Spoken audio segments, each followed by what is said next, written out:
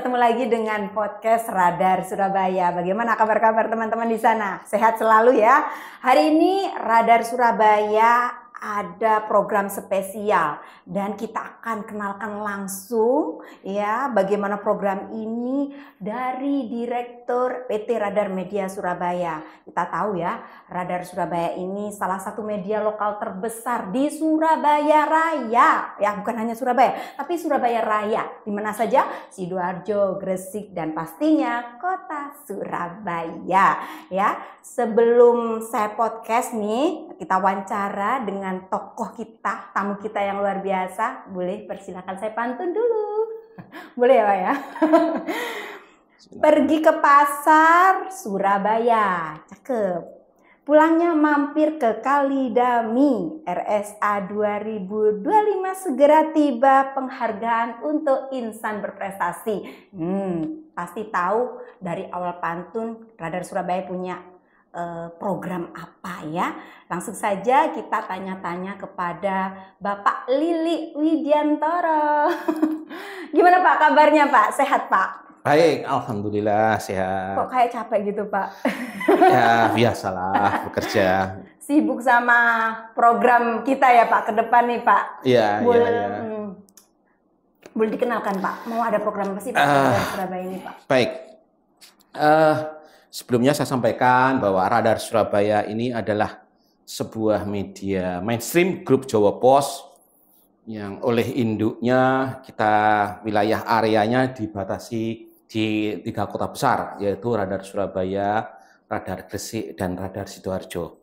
Nah, seiring dengan perkembangan dunia digital, kami juga sedang mengembangkan, maksud saya mengembangkan media digital, platform kami media digital di 3 kota tersebut, yaitu radarsurabaya.id, radargresik.id, radar sidoarjo.id, sesuai namanya masing-masing, sesuai kota masing-masing. Nah, berarti di 3 kota ini kami mempunyai selain media cetak, yaitu Radar Surabaya, Radar Gresik, dan Radar Sidoarjo, juga kami mempunyai media online-nya. Jadi ada 3 media online, ada 3 koran, kira-kira begitu.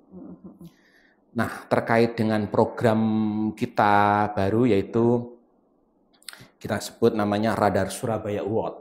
Radar Surabaya Award ini yang kedua kalinya, sebelumnya tahun 2024. Tahun kemarin ya Pak. Jadi Radar Surabaya Award ini adalah penghargaan tertinggi dari Radar Surabaya yang diberikan kepada instansi perusahaan yang telah berperan dalam menyumbangkan untuk pembangunan di wilayahnya masing-masing, yaitu Gresik, Surabaya, Sidoarjo. Nah, kita sebut Radar Surabaya Award 2025. Gitu, ya. Tahun lalu itu rame Pak ya.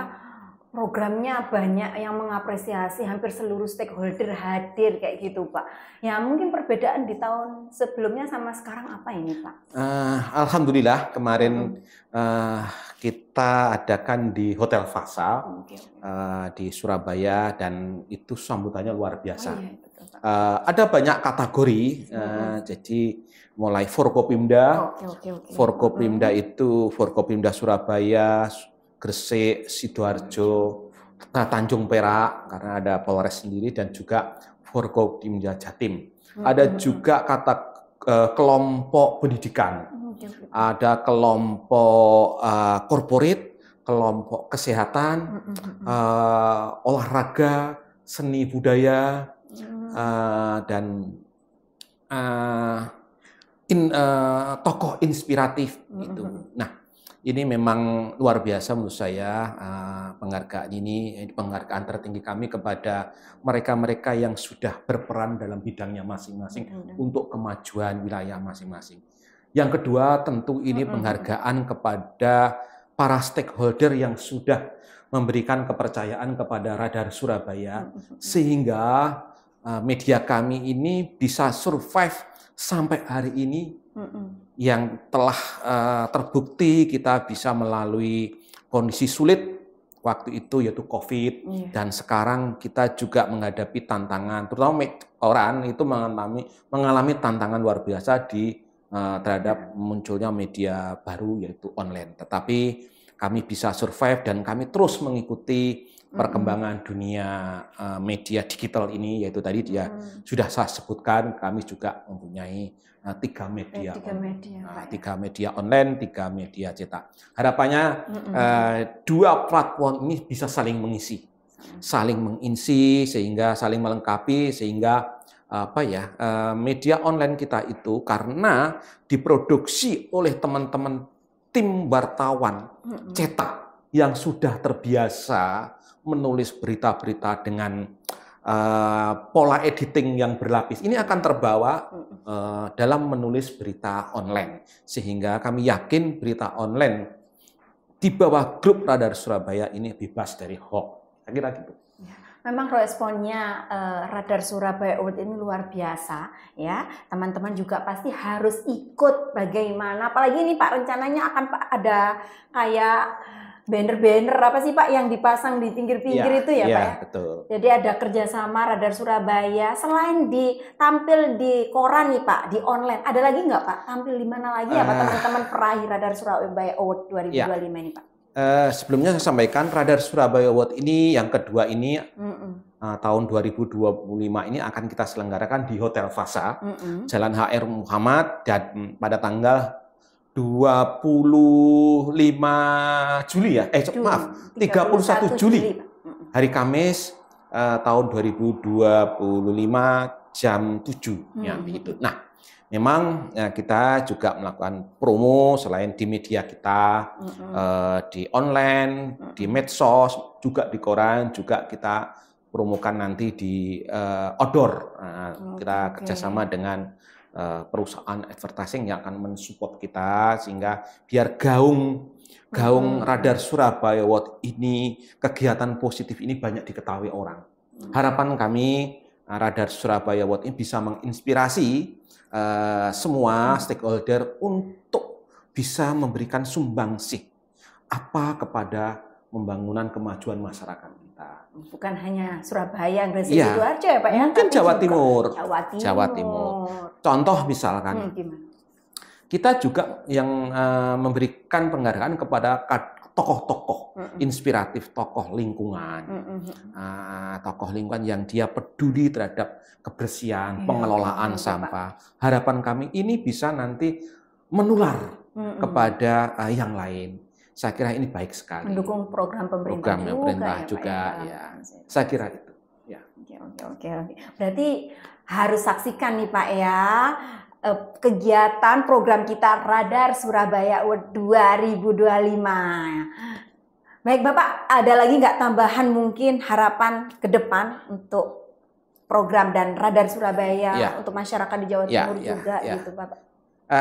Tentu yang pertama, ini sebagai ucapan terima kasih kepada seluruh stakeholder yang sudah memberikan kepercayaan kepada kami, termasuk iklannya kepada kami, sehingga kami bisa melewati masa-masa sulit waktu itu dan terus bisa survive sampai sekarang. Ini baik instansi pemerintah, swasta, akademisi, politisi, semuanya saya kira. Kemudian juga para pembaca yang masih setia membaca Radar Surabaya, Radar Gresik, Radar Sidoarjo. Dan yang kedua tentu ini juga penghargaan kepada tadi saya sampaikan instansi birokrasi, pemerintah, politisi yang juga sudah berperan untuk memajukan wilayahnya masing-masing sesuai dengan bidangnya masing-masing. Yang ketiga harapannya tentu ini menjadi edukasi dan menginspirasi yang lain.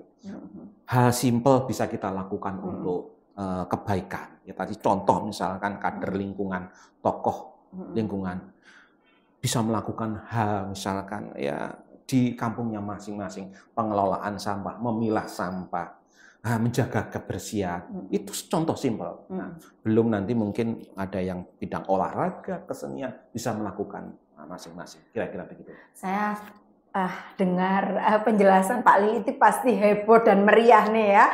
Teman-teman yang ada di manapun tetap baca Radar Surabaya, Radar Gresik.id dan radarsidoarjo.id, karena pasti pemberitaannya tadi disampaikan Mbak Lili sesuai dengan produk-produk jurnalisme, memberikan informasi yang baik ya, dan pastinya mengajak masyarakat untuk kebaikan termasuk pembangunan Provinsi Jawa Timur. Baik Pak Lili, terima kasih atas waktunya. Terima kasih Mbak Ani. Oh Pak ya, merepotkan harinya. Ya, semoga acara ini sukses, lancar. Amin, amin ya. Kita bareng-bareng maju ya Pak ya. Baik. Sebelum saya tutup, saya mau ada pantun nih Pak. Buah duku, buah leci, dipetik di tepi perigi. Podcast ini pamit undur diri. Esok kita ketemu lagi. Wassalamualaikum warahmatullahi wabarakatuh.